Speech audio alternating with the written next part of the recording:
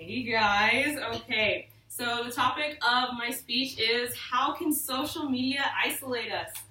In today's world, we face constant struggles and issues. We face global trials, intellectual trials, and even face social issues.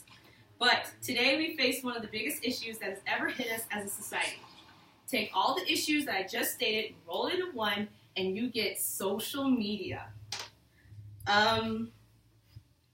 We Facebook and we Snapchat and we tweet ourselves into oblivion. Everywhere we go, we see people sticking their nose into their phones. But how has this issue snowballed into this? Social media is crippling our ability to interact and communicate like normal human beings. We focus more on technology rather than the real world. Technology gives us false companionship, and it can also create anxiety and self-image problems. So, before I lose y'all's interest because somebody mentioned you in a comment on Facebook, I'm going to break it down to you how these problems are in our everyday lives. So, first, I will give you an example of how we are falling into the technology world. So recently, I was invited to a party, and I expected it to, be really fun and like people were interacting with one another and networking and whatnot. It didn't turn out to be the case. As soon as I got there, it had a good atmosphere about it, but the problem was that everybody was in their own little atmosphere. They would rather stay on their phones than rather communicate and talk face to face with the person next to them. They would rather Snapchat a picture of them having fun when it was not even the case at all. We fail to realize how much time we spend on social media. In an article by Lindsay Dodson called "Spending More Than 2 Hours on Social Media Per Day Can Make You Feel Isolated," she quotes, "Devoting multiple hours to social media each day inevitably leaves less time to talk to others in the real world." Next, we literally pull ourselves away from reality. Social media is a drug. Just like a real drug, it has that small little warning in kind of italicized letters.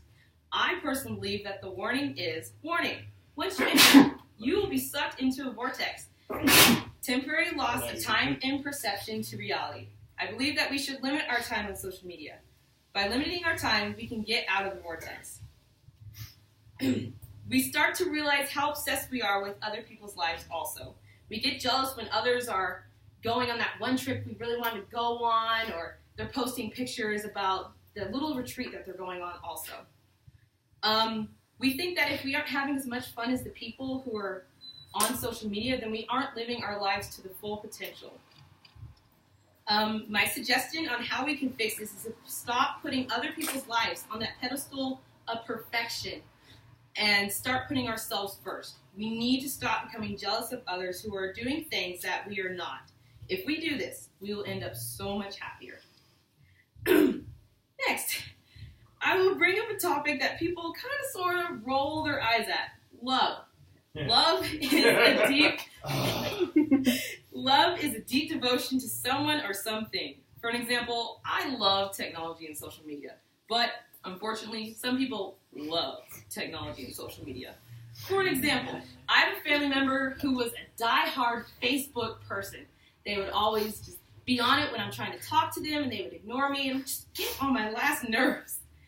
So they would rather listen to a dumb video about cats than rather talking to me face to face about my day and their day.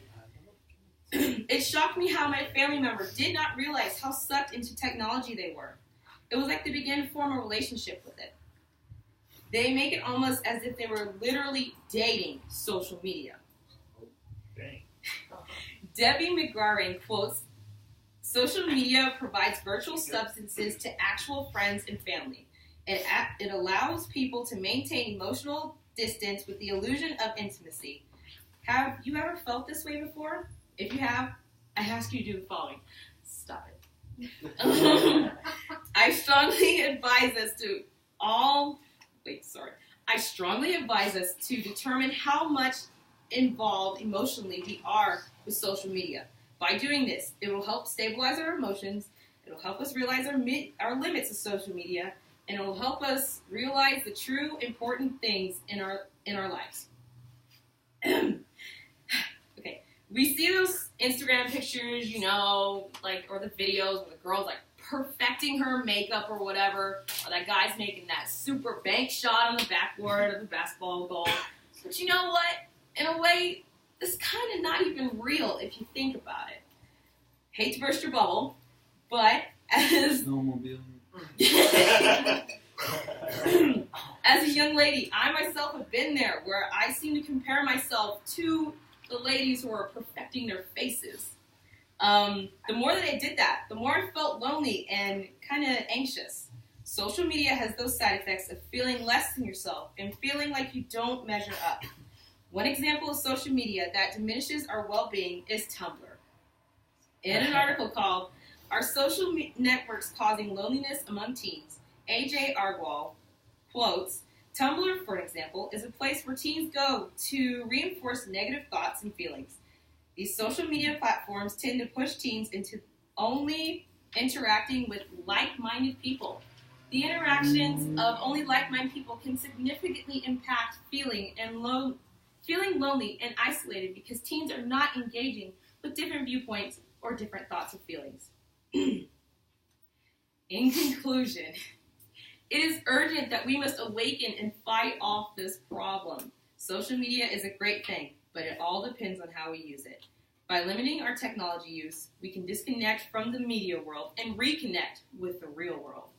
Eliminating the companionship of us with our technology will help us significantly get a grasp on our life.